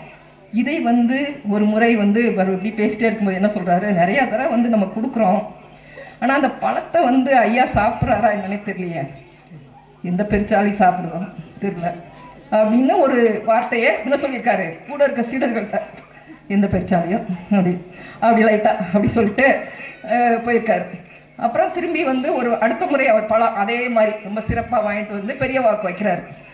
வச்ச உடனே அப்போ பெரியவாவுக்கு தெரியாதா, அவர் ஒரு குரு இல்லையா, சிவனுடைய அவதாரம் இல்லையா, அஜித்மன் இல்லையா, அவர் என்ன சொல்றாரு, பழங்கள்லாம் எப்படிப்பா வாங்குற, நல்லா இருக்கே பழமெல்லாம் அப்படின்னு கேட்குறாரு சும்மா பேச்சுக்கு. அவர் அந்த கதையெல்லாம் பழைய கதையெல்லாம் ரொம்ப விவரிச்சு இன்னும் கொஞ்சம் எக்ஸ்ட்ரா பிட்டெல்லாம் போட்டு அப்போதான் நம்மளை வந்து இன்னும் நல்லா நினைப்பாரு குரு அப்படின்னு சொல்லுவார். சொன்ன உடனே சொல்றாரு, ஆனால் என்னன்னு தெரியுமா உனக்கு, இங்கே இருக்கிற பெரிய பெருச்சாலியே நான் தான் அப்படின்னு சொல்றாரு. அவ்வளோதான், சர்வமும் அடங்கிடுச்சு. ஸோ இந்த கர்வங்கிறது இவ்வளோ பெரிய பிரச்சனை நம்ம கொடுக்குதுங்க. இப்போ மாச்சரியம் கடைசியாக இருக்குது வந்து பொறாமை. அர்ஜுன் ஒரு இடத்துல கேட்பார், ஒரு படத்தில் வடிவேல்கிட்ட, பொறாமை வடிவேல் லைட்டா அப்படின்னு, லைட்டா அதே மாதிரி லைட்டாவது நமக்கு பொறாமை வந்துடுதுங்க. இது எப்படி வருது அப்படின்னே சொல்ல முடியாது. அடுத்தவன் நல்லா இருக்கான், என்னடா இப்படி இருந்த நிலப்பெண்ண, இப்போ இருக்க வாழ்க்கை என்ன, இவனுக்கு வந்த வாழ்க்கை என்ன, இவன் வீடு கட்டிட்டான். ஒவ்வொரு இடத்துலையும் ஒரு என்ன செய்வாங்க, வெண்பூசணி அந்த கட்டி தொங்க விட்டுருப்பாங்க. ஏன்னா வந்து நம்ம பண்ணுற அந்த பேட் வைப்ரேஷன்ஸ் எல்லாம் அப்சர்வ் பண்ணுறதுக்கு தான் அங்கே வந்து வெண்பூசணி வைக்கிறோம். அந்த சயின்ஸ் நமக்கு தெரியாது. பால் காய்ச்சினாலே ஒரு பெரிய வந்து பூசணிக்காயை தொங்க விட்டுருவாங்க வீட்டில். அதை அப்புறம் உடச்சி கீழே போடுவாங்க. அது யாரையும் மிதிச்சிடாதீங்கடான்னு வேற சொல்லுவாங்க. எதுக்கு சொல்கிறாங்க அப்படின்னா, வர்றவன் அம்புட்டும் வந்து அப்படியாப்பா இப்படி வெளியில தான் நல்லா இருக்கேப்பா, மாடி கட்டியிருக்கேன், சரி, இங்கே ஒரே புகைச்சல், உள்ளுக்குள்ள ஒரே எரிச்சல். இப்படி இருக்கும்போது என்ன, உள்ள ஃபுல்லாக பர்னிங்காக சென்சேஷனாக இருக்கும்போது என்ன பண்ண முடியும், இதை எல்லாத்தையும் அந்த காய் பாவம் அந்த காயை பாவம் அதை போய் வாங்கி வச்சுக்கிட்டு அதுக்கப்புறம் அது செத்து அதை உடச்சி வெளியில், ஏன்னா நம்ம மனுஷனை வெட்ட முடியாது. ஸோ நம்ம காயை வெட்டி கீழே வெட்டணும். இதுதான் வந்து இந்த மாச்சரியம் அப்படிங்கிறதுல நடக்குது. பிறர் வெற்றி வளர்ச்சி இது எல்லாமே நமக்கு வந்து இந்த மாதிரி இருக்குது. இப்போ நம்ம வந்து கர்ணன் ஒரு மிகப்பெரிய கொடையாளி, ஒரு பெரிய நம்ம வந்து இன்னைக்கும் வந்து நம்ம வந்து ஒரு கொடை அப்படின்னா கர்ணனை தான் சொல்கிறோம். ஆனால் அவன் அந்த போரில் கடைசியில் மரண படுக்கையில் கிடக்கிறான். அவ்வளவு அவன் பண்ண தர்மம் புண்ணியம் எல்லாமே அவனுக்கு எதுவுமே கை கொடுக்கல. அப்போ வந்து கண்ணா அவன் அந்த தர்மத்தை கூட அந்த அவங்க வந்து வாங்கிக்கிறாங்க. எல்லாமே வந்து அவருடைய நிறைய வந்து அவர் வந்து என்னன்னா ஒரு சூத்திரதாரி. கண்ணன் வந்து ஒரு விஷயத்த பண்ணணும்னா இன்னைக்கு வந்து அதை விட மிகப்பெரிய சூத்திரதாரி நம்முடைய வாழைச்சித்தர். அவருடைய வம்சமாக இருக்கிறதுனால மிகப்பெரிய நம்ம இருக்கிறதுனாலதான் இன்னைக்கு இத்தனை பேர் உட்காந்து நம்ம பேசிக்கிட்டு இருக்கோம். இல்லைன்னா இதெல்லாம் வாய்ப்பே இல்லை. இங்க நம்ம உட்கார்ந்து இருக்கிறது இவ்வளவு பேர், சூட்சமத்துல எத்தனையோ பேர், எத்தனையோ தேவசித்த கணங்கள், எத்தனையோ வேற லோகங்கள இருக்கிறவங்க எல்லாருமே இதை வந்து வாழைச்சித்தருடைய ஒவ்வொரு அடுத்த ஆக்ஷனை எதிர்பார்த்துட்டு இருக்காங்க. சிவமகா வாழை சித்த தேவாய நமோ நமக. சிவமகா வாழை சித்த தேவாய நமோ நமக. நமோ நமக. நமோ நமக. ஸோ நம்ம ஒரு குருட்ட போய் கற்ற ஞானம் நம்முடைய ஆன்மாவில் உரையணும் அப்படின்னா நம்ம மனசுல பொறாமை இருக்கக்கூடாது. இப்போ அர்ஜுனனை வெல்ல வேண்டும், அவனை வந்து வெற்றி கொள்ள வேண்டும் அப்படிங்கிற ஒரு எண்ணத்தினாலதான் நீ போய் ஒரு வில்வித்தை கத்துக்கிட்ட. அதனால உன்னுடைய குருவுடைய சாபத்துக்கு நீ ஆளாயிட்ட. உனக்கு எப்பெல்லாம் தேவைப்பட்டுச்சோ அந்த மந்திரம் மறந்து போகும் அப்படின்னு சொல்லி குருவே வந்து அவருக்கு சாபம் கொடுத்துரும். இதனால அவர் வந்து பெற்ற விஷயங்கள் எல்லாம் அவருக்கு சமயத்துல கை கொடுக்கல. அதை நீ ஞாபகம் வச்சுக்கோ கர்ணா. நீ வந்து உன்னுடைய வாழ்க்கையில எவ்வளவோ நல்ல விஷயம் பண்ணியிருந்தாலும் நீ வந்து ஒரு அர்ஜுனனை வெல்ல வேண்டும் அப்படிங்கிற ஒரு பொறாமை உனக்குள்ள அப்படியே ஓடிக்கிட்டே இருந்துச்சு. அதுதான் உன்னை கடைசியில இந்த நேரத்துல இந்த படுக்கையில கடத்தி இருக்குன்னு சொல்றாரு. ஸோ கர்ணனுக்கே அந்த நிலைமைனா நாம கொஞ்சம் யோசிக்கணும் இல்லையா? ஸோ இந்த 6 விஷயம் நம்ம பார்த்துட்டோம். இந்த 6 விஷயமும் ஒண்ணுக்கு தொடர்புல இருக்கும். ஏதாவது ஒன்றை கூட நம்ம வந்து இதுல வந்து டச் பண்ணிடக்கூடாது அப்படிங்கிறத நம்ம திரும்ப இப்ப நீங்க வந்து பாத்தீங்கன்னா ஒரு வீடை வந்து நீங்க வந்து ரொம்ப மோசமா இருக்கு, உள்ளெல்லாம் அழுக்கா இருக்கு, இதை வந்து நீங்க எப்படியா சுத்தம் பண்ணிருங்கன்னு ஒருத்தர் நம்மகிட்ட கொடுக்காங்கன்னா உள்ள வந்து எலி செத்து கிடக்கு, புகமண்டி கிடக்கு, பல காலத்தான பொருட்கள்லாம் கிடக்குது. இதை எப்படிங்க கிளீன் பண்றது அப்படின்னா நல்ல எடுத்தோடனே சாம்பிராணியை கொண்டு போய் புகையை கொண்டு போய் போடுவோம். என்ன பண்ணுவோம், செத்தலை தூக்கிடுறா, அதை எரிஞ்சிடணும். அதுக்கப்புறமா கிளீன் பண்ணும். அதுக்கப்புறம் நல்ல விஷயங்களை உள்ள கொண்டு வைக்கணும். அப்பதானே கிளீன் ஆகும். அது போல இந்த விஷயத்தெல்லாம் தூக்கி வெளியில எரிஞ்சாதான் கேப்பே கிடைக்குங்க நம்ம வீட்டுக்குள்ள. அதுக்கப்புறம் தான் நல்ல விஷயங்களை உள்ள கொண்டு வந்து வைக்கணும். இந்த நல்ல விஷயங்கள் அப்படின்னு சொல்லக்கூடிய நம்ம சபை வலியுறுத்துறது என்னுடைய புரிதலுக்கு ஒரு 8 விஷயம். இந்த 8 விஷயமும் நம்ம வந்து பண்ணிட்டோம் அப்படின்னா இந்த சபைக்கு நம்ம கொஞ்சம் எலிஜிபிளா இருப்போம் அப்படின்னு தோணுது. முதல்ல வந்து அன்பு, 2வது ஈகை, 3வது பொறுமை, 4வது ஏதுமற்ற ஒரு தன்மை, 5வது சரணாகதி, 6வது தன்னை தாழ்த்துதல், 7வது ஏதும் வேண்டாத நிலை, 8வது குரு மந்திரம் கொள். ஓம் அகதீஷாய நமக. இந்த ஒரு 8 விஷயமும் நம்மளை வந்து நம்ம ஏணி மாதிரி நம்மளை வந்து கூட்டு வந்து இந்த இடத்துல வந்து நம்மளை உட்கார வைக்கும். அதுக்கு நம்ம தகுதிப்படுத்திக்கணும் அப்படிங்கிறதா இந்த அன்பு. இந்த அன்பு அப்படிங்கிறது அன்பிலார் எல்லாம் நம்ம சொல்லுவோம். நம்ம வந்து என்ப கூட வந்து மற்றவங்களுக்கு கொடுத்துருவாங்க. அன்புடையார் என்பும் உரியர் பிறர்க்கு அப்படின்னு திருவள்ளுவர் சொல்லியிருக்காரு. தன்னை உருக்கி அது போலதான் நாங்கள் வாழை சுத்துறோம். அவர் தன்னை இழந்தார், தன்னை கொடுத்தார், எனக்கு எதுவுமே தேவையில்லடா அப்படின்றார். இப்படி வந்து எத்தனை வந்து அவங்க வந்து கொடுக்கும் போது மட்டும்தானங்க இந்த இடத்துல ஒரு சபை உருவாகுது. இந்த அன்புனால மட்டும்தானே இதை கட்டப்படுது. வேற வழியில இல்லை, வேற வழியில கட்ட முடியாது. ஸோ இந்த அன்பு அப்படிங்கிறது அன்பு சிவம் 2 என்பார் அறிவிலார். அன்பே சிவமாவதை யாரும் அறிகிறார். அன்பே சிவமாவதாரும் அறிந்தபின் அன்பே சிவமாய் அமர்ந்திருப்பாரு. என்னங்க அன்புன்னா வேற, சிவம்னா வேற. நான் போய் கடவுளுக்கு மட்டும் கும்பிடுவேங்க, இந்த சுத்தி உள்ளவங்களை எல்லாம் பார்க்க மாட்டேங்க. பக்கத்துல யாருக்கானு எனக்கு தெரியாதுங்க. அவங்க என்ன பண்ணா எனக்கு என்னங்க? இதாங்க இது எப்படி சிவமாக முடியும்? நாம வந்து கூட இருக்கிறவங்களுக்கு எதுவுமே செய்ய மாட்டோம். கடவுளுக்கு மட்டும் போய் அபிஷேகம் பண்ணிடுவோம், எல்லாம் பண்ணிடுவோம், நைவேத்தியம் பண்ணுவோம், நல்லா சாப்பிட வைப்போம். பக்கத்துல பசிச்சுட்டு இருந்தா கொடுக்க மாட்டோம். இப்போ அன்பே சிவம் அப்படின்ற ஒரு எளிமையான தத்துவத்தின் அடிப்படையில் தான் நம்முடைய பேஸ்மெண்ட்டே, இந்த நம்ம பிரபஞ்ச சித்த சபையோட பேஸ்மெண்ட்டே அன்பு தான். அன்பே வடிவாக நமக்கு நம்முடைய வாழை சித்தர் இருக்காரு. அவரை அன்பாக தத்து எடுத்துக்கொண்ட அகத்திய பெருமான் இருக்காரு. அவருடைய இந்த அன்புக்காக அடிபணிந்து வைந்த விஸ்வாமித்ர மகரிஷி இருக்காங்க. இதை நிர்வகிக்கிற பாம்பாட்டி சித்தர் இருக்காங்க. 11 தேவ சித்த கணங்கள் இருக்காங்க. இதை தவிர்த்து அத்தனை இப்போ நீங்க யார் யாருக்கு இந்த அவதாரங்கள்லாம் பணி செஞ்சாங்களோ அத்தனை பேரும் இங்கே தான் தவம் இருக்காங்க. ஏன்னா அடுத்த கட்டத்திற்கு அவர்கள் ப்ரிப்பேர் ஆயிட்டாங்க. நம்ம ஆயிருக்குமா, நாங்க ரெடி நீங்க ரெடியா அப்படின்னு கேட்குறாங்க. ஸோ இந்த அன்பு அப்படிங்கிறது, நம்ம அன்பு வந்தாலே அடுத்தடுத்து நமக்கு பரிவு, கருணை, இரக்கம், பொறுமை எல்லாமே வந்துருங்க. அப்படி அப்படி அப்படி அப்படி அன்பு இருந்தாலே நமக்கு எல்லாமே வந்துடும். ஜீவ காருண்ய படம். மனுஷங்க தான் பெருசவங்களா? மனுஷங்க மட்டும் கிடையாதுங்க. எல்லாம் பக்கத்தில் ஒரு எறும்பு இருந்தால் அது நம்மளோட பெருசு. அது நம்மளை ஏதோ ஒரு ஜந்து மாதிரி பார்க்கும், இது வேண்டாம் அப்படின்னு. ஏன்னா அதுதான் பெருசு. ஸோ இந்த மாதிரி ஒவ்வொரு ஜீவனுமே அதற்கான ஒரு முழுநிலையில இருக்குது. அப்படிங்கும்போது நம்ம இந்த ஜீவகாருண்யம் அப்படிங்கிறது நிபந்தனையற்ற அன்பை மற்றவங்க நலன்ல நம்ம ஒரு இன்பம் காணணும் அப்படிங்கிறதா இன்னைக்கு அது இல்லாதது. இருந்தாலும் இந்த ஒரு விஷயம், இப்போ அன்பே சிவம் அப்படிங்கிறது எப்படி அப்படின்னா, ஒரு இதே போல விவசாயம், இந்த இடத்துல எல்லாம் விவசாயங்கள் தான் நடக்குது. விவசாய குடும்பம். அந்த விவசாய குடும்பத்தில் அண்ணன் தம்பி 2 பேர் இருக்காங்க.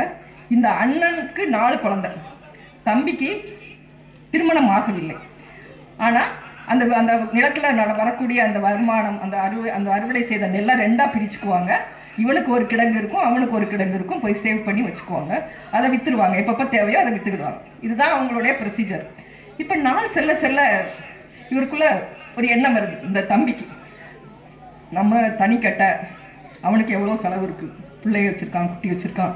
ஆனால் நம்ம சொல்றோம்னு வச்சுக்கோங்க, கேட்க மாட்டான் அண்ணன். அப்போ என்ன பண்ணுவோம், நைட் ஒரு மூட்டை கொண்டே அங்கே போட்டுருவோம். இதான் நம்ம செய்யணும், வேற வழி கிடையாது. சொன்னா கேட்க மாட்டான் அண்ணன் அப்படின்னு சொல்லுவோம். இவன் என்ன சொல்றான், நினைக்கிறான், நம்மளுக்கு நாளைக்கு நம்ம பிள்ளை இருக்கு, குட்டி இருக்கு, காப்பாற்றும் செய்யும். அவனுக்கு பாரு என்ன இருக்கு, ஒருத்தனும் கிடையாது. நாளைக்கு அவனுக்கு தேவைன்னா பணம் காசு இருந்தா தானே, சொன்னா கேட்க மாட்டான், எனக்கு எதுக்குன்னேன்னு சொல்லுவான். நம்ம என்ன பண்ணுவோம், ஒரு மூட்டை கொண்டு அங்கே போட்டுருவோம். இதான் நம்ம பிளான் அப்படின்னு 2 பேரும் ஒரே போல நினைச்சு அது ரொம்ப காலமா நடக்கும். இவன் ஒரு டயத்தில் கொண்டு போய் போடுறான், அவன் ஒரு டயத்தில் கொண்டு போய் 2 ஈக்குவலாகிட்டு தான் இருக்கும். 5 மூட்டை கடைசி குடோன்லேயே இருந்துருக்கலாங்கிற நிலைமையில தான் இருந்திருக்கும். ஆனால் இந்த 2 பக்கமும் நடந்துகிட்டு இருக்கிறது 2 பேருக்கு தெரியாம, ஏதோ ஒரு அபூர்வமான ஒரு இரவுல 2 பேரும் அண்ணனும் தம்பியும் நேருக்கு நேர் அதை பார்க்குறாங்க.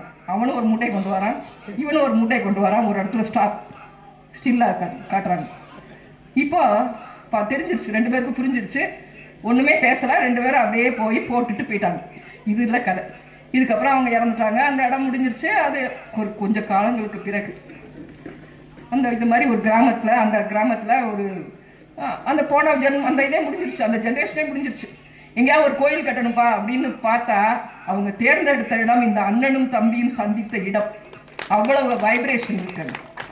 இதுதான் ஒரு அன்பு இருக்கிற இடத்துல இறை தானே இறங்கி நிற்கும். இதை நம்ம புரிஞ்சுக்கிட்டாங்க தான் நம்முடைய விஷயங்கள் எல்லாமே இந்த மாதிரி போயிட்டு இருக்கு அப்படின்னு சொல்லி.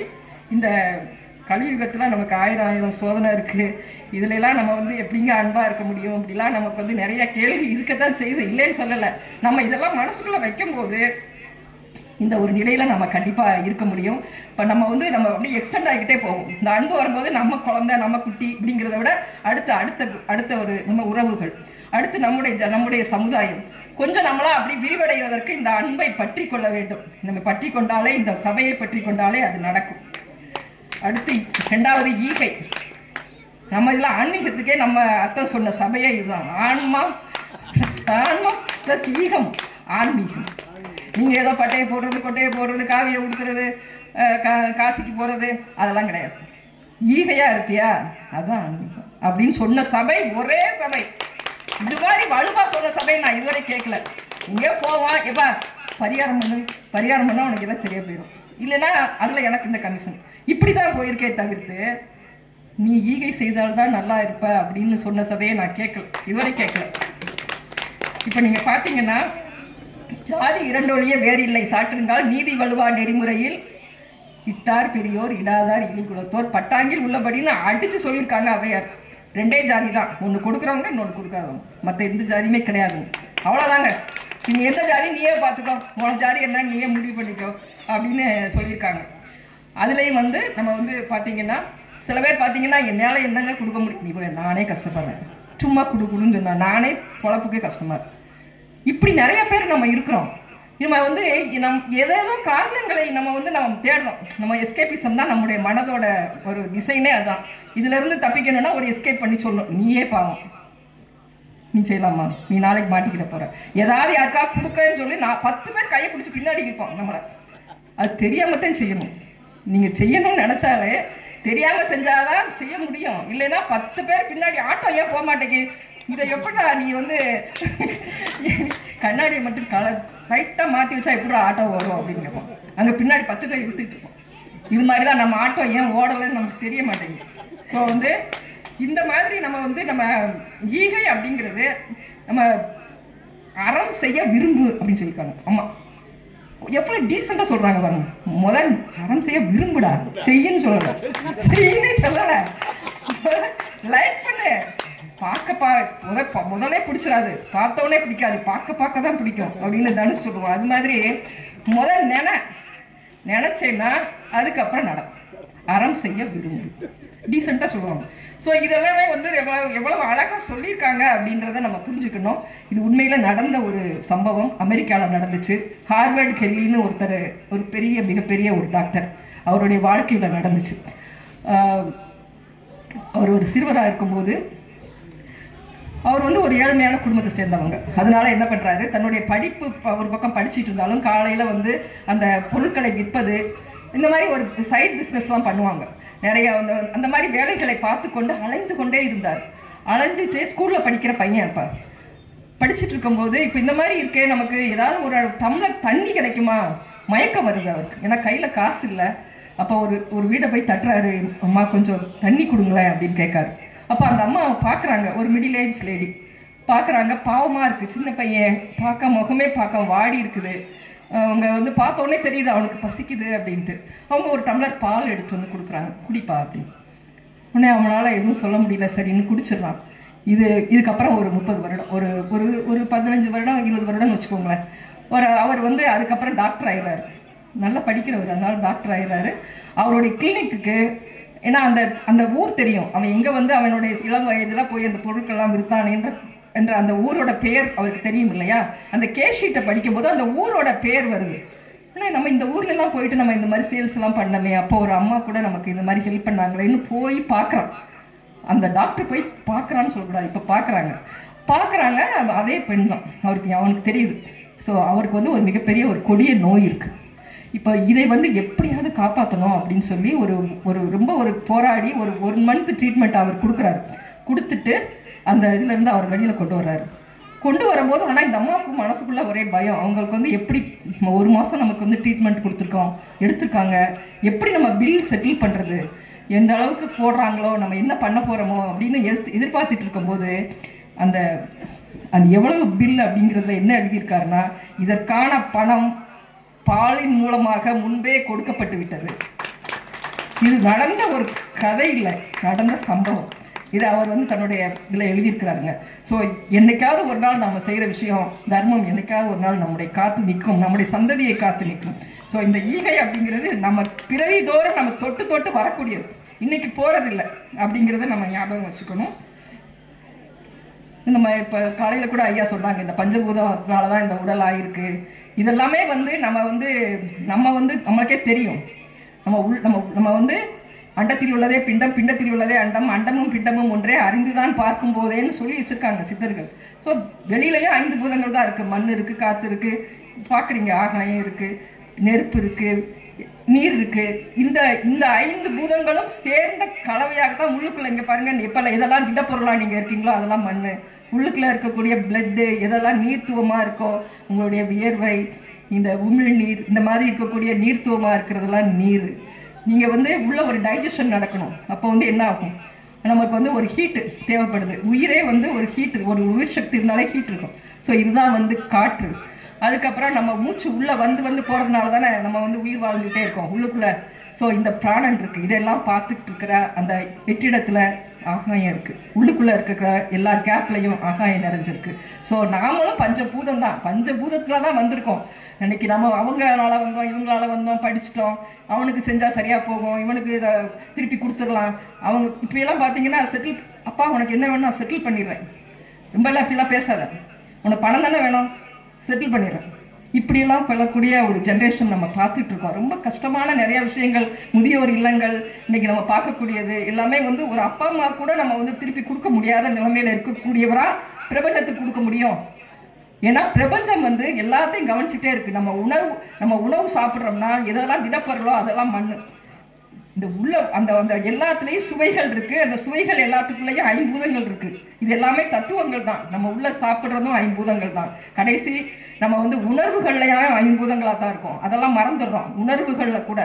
இப்போ வந்து பார்த்தீங்கன்னா நிலையா நின்று சாதிச்சிட்டாப்பா, மண்ணுக்கு பிறந்த வேலை இருப்பா போல, நிலையா நின்று சாதிச்சிட்டானே அப்படிம்பாங்க. அப்போ மண்ணுக்கு அந்த உறுதித்தன்மை இருக்கு.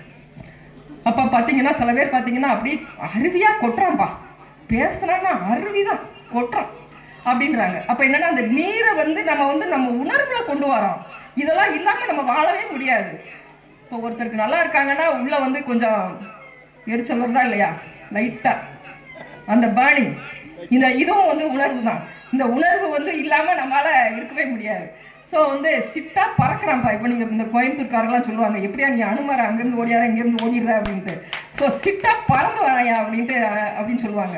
ஸோ இந்த காற்று சிட்டா பறக்கிறது, இது எல்லாமே நம்ம ஐம்பூதங்களை நம்ம விட்டு நம்ம மனுஷங்கள் இல்லை. இந்த ஐம்பூதங்களும் நம்மளை கவனிச்சுட்டே தான் இருக்கு. அதெல்லாம் ஒரு சைலண்ட், அதாவது அந்த ஸ்லீப்பர் செல் மாதிரி, இதெல்லாம் ஸ்லீப்பர் செல் மாதிரி நம்ம பார்த்துட்டே தான் இருக்கு. எப்போ கொடுக்கல நம்மளே கொடுத்துட்டா ஓகே ஓடிடு அப்படின்றோம். ஓடலைன்னா அடிச்சு வாங்க, வேண்டாமே நம்ம முதல்ல கொடுத்துருவோமே அப்படின்ட்டு தான் நம்ம போக வேண்டியிருக்கு. ஸோ இந்த பஞ்சபூத சுழற்சி வந்து இந்த நம்ம உள்ளுக்குள்ள நடந்துகிட்டு இருக்குங்கிறதையும் நம்ம புரிஞ்சுக்கணும். அதுக்கடுத்து பொறுமை. எப்போ பொறுமைக்கு பெரிய பெரிய நம்ம எவ்வளோ சிரமங்கள் கொடுக்குறோம். நம்ம சிவமகா வாழை சித்தருக்கு எத்தனை பொறுமை, அதெல்லாம் யோசிச்சு பார்ப்பேன். என்ன டென்ஷன் இருக்கும், எவ்வளோத்தையும் தாங்கிக்கிட்டு உட்காந்துருக்காரு. ஸோ காலம் வரும் வரை காத்துக்கணும். எல்லாமே வந்து அடிச்சு கனி வைக்கிறது என்னங்க, ஒரு டைம் இருக்கு. ஒரு பழம் பழுக்கன்னா டைம் இருக்கு.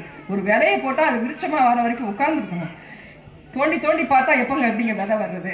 இன்னைக்கு அவசர யுகம், டிஜிட்டல் யுகம், எல்லாமே இன்னைக்கே நடந்துடணும்.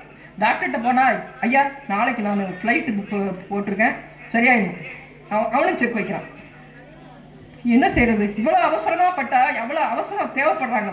வாழ்க்கையில உடனே நடந்துடணும். கல்யாணம் ஆனா உடனே செட்டில் ஆயிடணும், உடனே எல்லாம் கார் வாங்கிடணும், வீடு வாங்கிடணும். நாளைக்கு என்ன நினைப்பான், என்னை பத்தி என்ன நினைப்பான், என்ன அவசரம்னு நமக்கு தெரிய மாட்டேங்குது. என்ன அவசரம்? அதற்கான வந்து காலத்திற்காக காத்திருத்தல் அப்படிங்கிறதே வந்து ரொம்ப ஒரு இனிமையான விஷயம். காத்திருக்க தெரிந்தவன் தான் வெற்றி பெறுவான். பொறுமை, அதாவது பொறுத்தார் பூமி ஆழ்வார்னே சொல்லியிருக்காங்க. மண் மாதான்னு சொல்லி நம்ம வந்து சொல்றோம் இல்லைங்களா, அது மாதிரி பொறுத்தார் பூமி ஆழ்வார். இந்த பொறுத்தலுக்கு ஒரு சின்ன கதை இருக்கு. உங்களுக்கு பொறுமை இருக்கான்னு தெரியல. அது வந்து நம்ம ராமாயணத்துல இருக்கக்கூடிய சபரின்னு ஒரு டைம் என்னையாங்க 10 நிமிஷம். ராமாயணத்துல வந்து சபரின்னு ஒரு கேரக்டர் இருக்கு. எவ்வளவு நீங்க என்ன சொல்றீங்களோ அதுக்கேற்ற மாதிரி முடிச்சுவோம். 10 நிமிஷம். சரி, 10 நிமிஷத்துக்குள்ள 10 கதை சொல்லணும். நான் இப்போ சபரி வந்து என்ன பண்றாங்கட்டா, அவங்க வந்து ஒரு வேடுவ குலப்பெண். அவங்க வந்து பிறக்கும் போதே அவங்க ஒரு வேற மாதிரி நம்ம இருக்கிறோம், நம்ம இதுக்கான படைக்கப்படலை, நமக்கு வந்து ஒரு நிறைய தேடுதல் இருக்கு அப்படின்னு நினைக்கிறாங்க. ஒரு 11 வயசு சிறுமியா இருக்கும்போது அவங்க வந்து அந்த வேடுவ அவங்களுடைய ஜாதி அவங்களுடைய எல்லாத்தையும் விட்டுட்டு காடு மேடு கடந்து ஓடிடுறாங்க.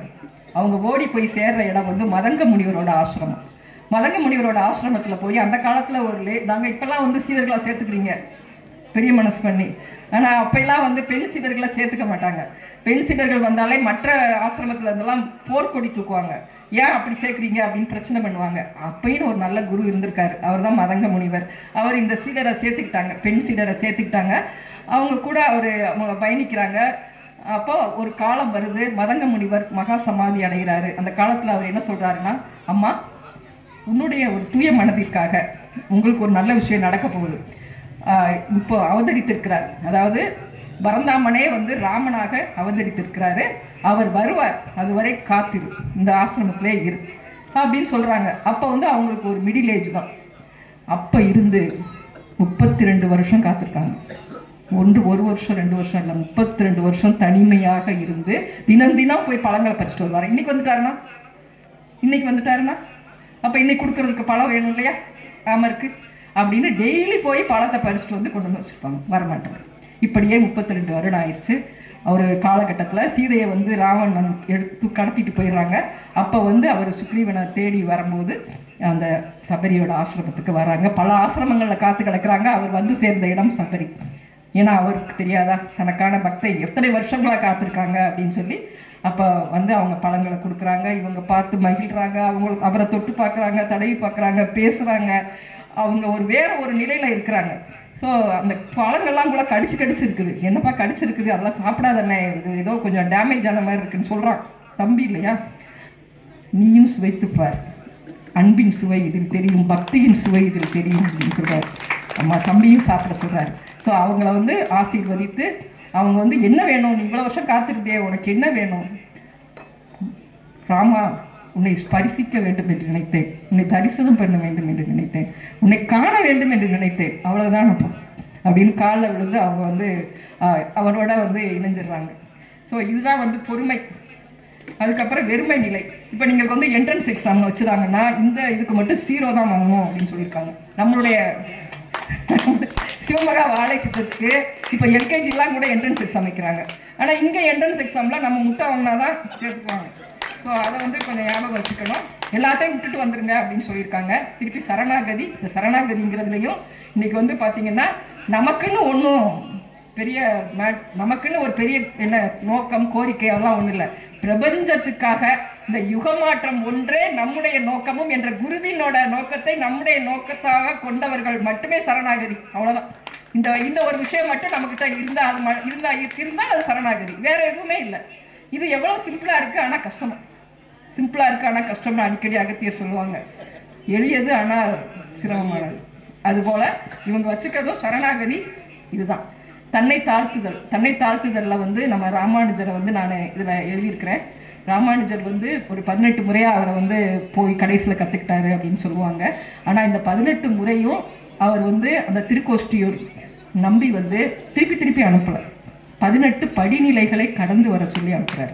இந்த 18 நிலைகள் முதல்ல வரும்போது, அதாவது நீங்கள் வந்து உடலோட ஆசையை விடுங்க, சொத்துக்களோட ஆசையை விடுங்க, ஆன்மா வேற உடல் வேறுன்னு நினைங்க.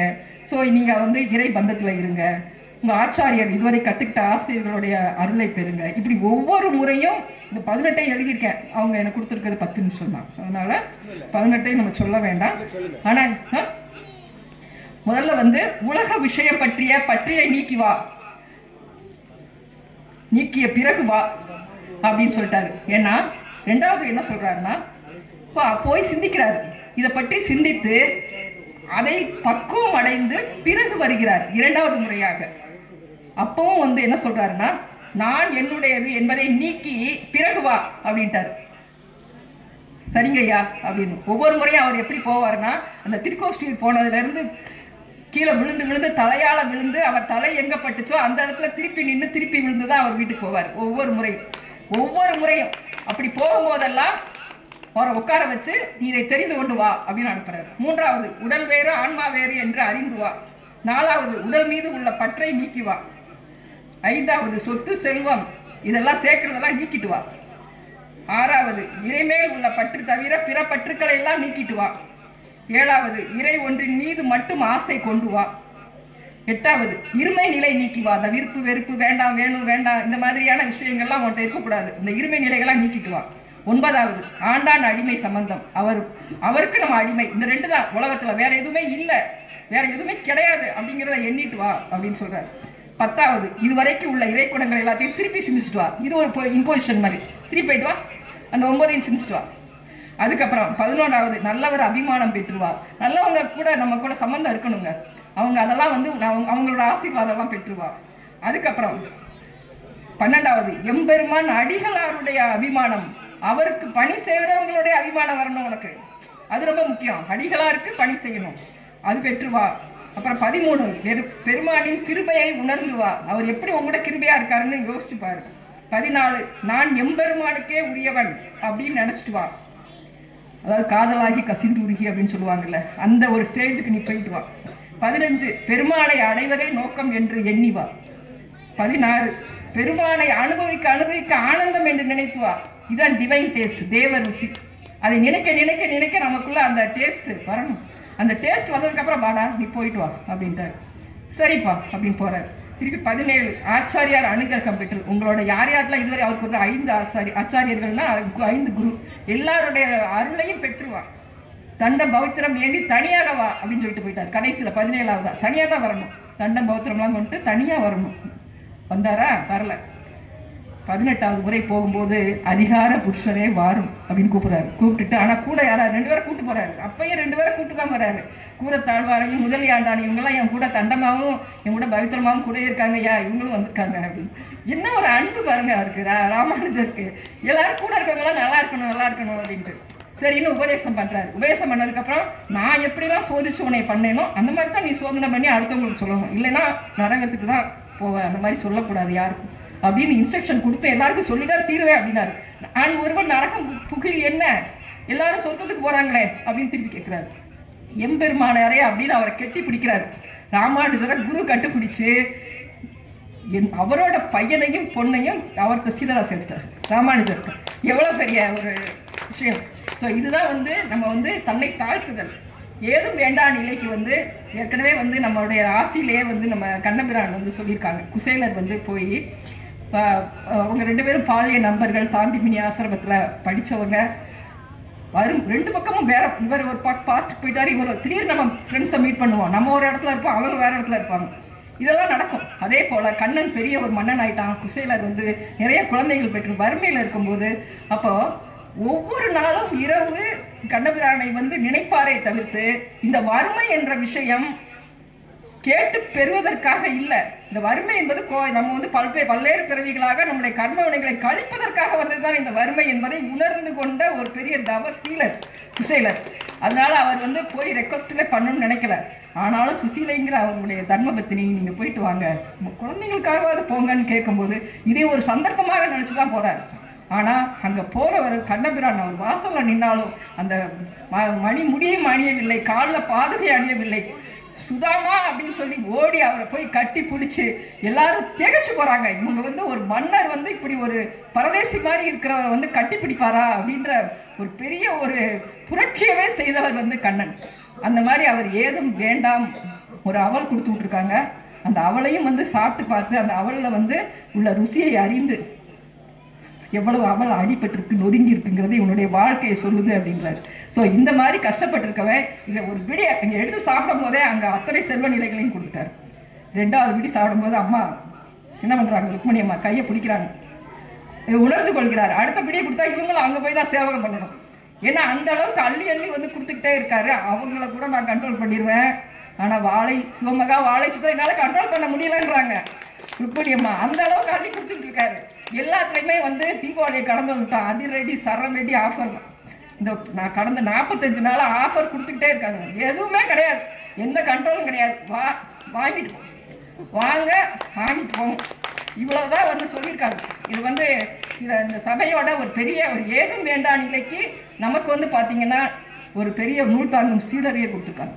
ஏதும் வேண்டா நிலையில எவ்வளவு பெரிய ஒரு பக்குவத்துல வந்து உட்கார்ந்து நமக்கு வந்து ஆசி சொல்லக்கூடிய அளவுக்கு ஒருத்தரை உயர்த்திருக்காங்க நிரூபிச்சு காட்ட சபையும் நம்முடைய பிரபஞ்ச மகா வாழைசித்த சபை தான். இந்த அனைத்து விஷயத்தையும் நம்ம வந்து இப்ப பார்த்துட்டோம். இன்னைக்கு வந்து கடைசியா பல ஆயுதங்களை வச்சு நமக்கு பல அவதாரங்கள் வந்து நம்ம வந்து அசுரர்கிட்ட இருந்து காப்பாற்றினாங்க.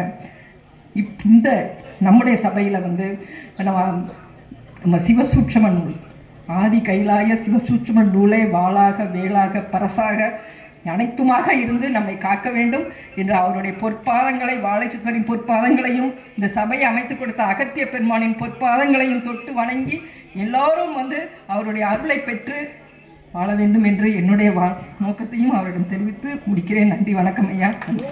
ஓம் அகதீசாய நமக. ஓம் அகதீசாய நமக.